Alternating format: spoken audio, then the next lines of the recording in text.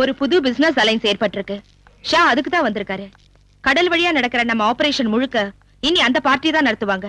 சீபோர்ட்டுக்கு நாம அவங்களுக்கு சரக்கு அனுப்பி வச்சா போதும். யார் அந்த பார்ட்டி? அது உங்களுக்கு தேவையில்லை. டிக்ரூஸ் அவங்களை இங்க அனுப்பி இருக்கா. அந்த குரூப்ல 4 பேர் இருக்காங்க. அவரோட வார்த்தை கேட்டு உங்களை இங்க அழைச்சிட்டு வந்து உபசரிச்ச ஏன் மேலதான் தப்பு. என்னடி பெரிய பத்தினியாடி நீ? என்ன தொட்டா கொன்னுடுவேன். கீழே போடுறி, கீழே போடுறி. என்னடி மறைக்கிற? உன்னை தொட்டா கொண்டு கவனிச்சுக்கிறேன்.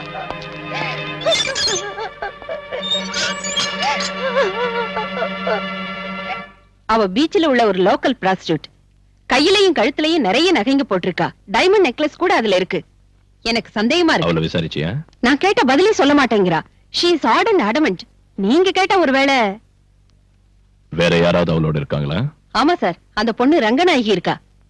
அவளை வேற இடத்துக்கு மாத்து. அந்த பொண்ணை நான் விசாரணை பண்றேன்.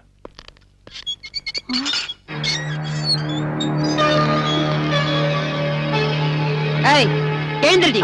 உங்ககிட்ட இருந்து உண்மை எப்படி வரவழைக்கிறதுன்னு எனக்கு தெரியும். போடிங்க. ஐயோ, என்ன ஒண்ணு செய்யாதீங்க.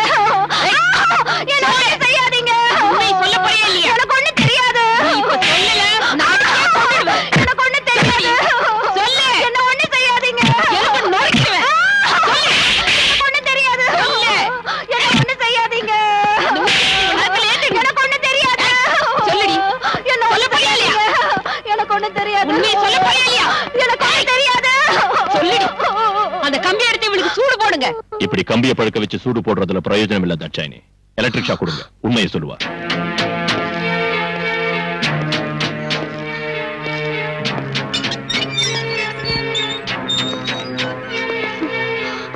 உண்மையை சொன்ன உன்னை ஒண்ணு செய்ய மாட்டேன். இல்லன்னா உன்னோட பணம் தான் இங்கிருந்து வெளியே போகும். உண்மையை சொல்லிடுறேன் சார்.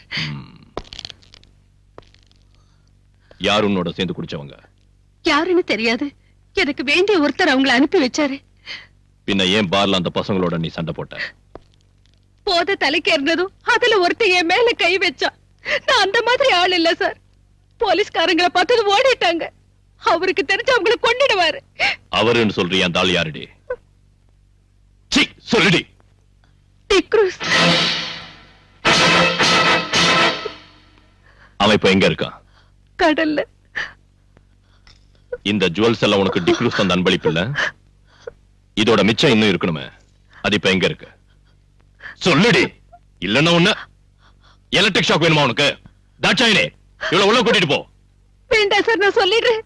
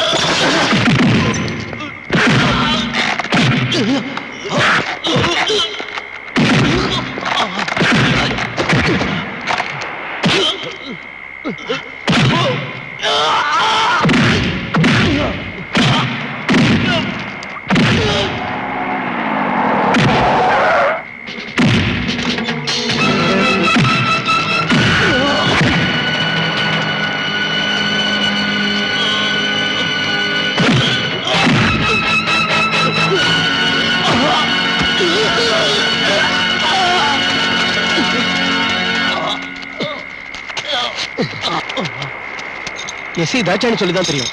நாங்க எல்லாரும் இருந்தோம், நீங்க மட்டும் தனியா. ஏதாவது நடந்திருந்தா? பரிவாரத்தோட புறப்பட்டு வந்தா இவன் தப்பிச்சிருப்பான். பிடிச்சிருக்க முடியாது.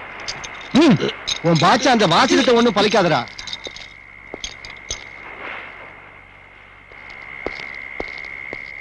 இந்த பி கேர்ஃபுல்.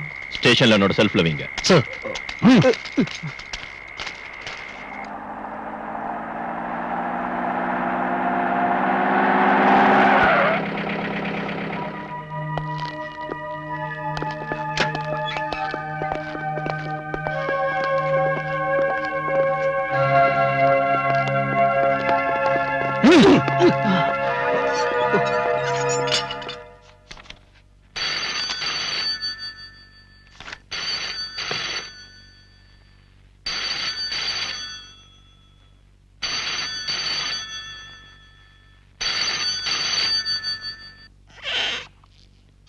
நீங்க இங்கே இருங்க.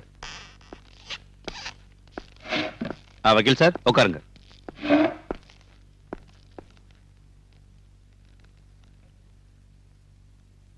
என்ன விஷயம்? என் பேரு சகாதேவன்.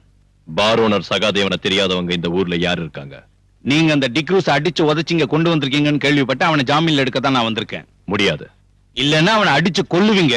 உங்க சுபாவம் அதானே? சார், நீ தேவையில்லாத ஒரு பிரச்சனையை உருவாக்காத. பாலு, நான் சொல்றத. சார், நீங்க எதுக்கு எடுத்தாலும் என்ன இப்படி கண்ட்ரோல் பண்றது சரியில்லை.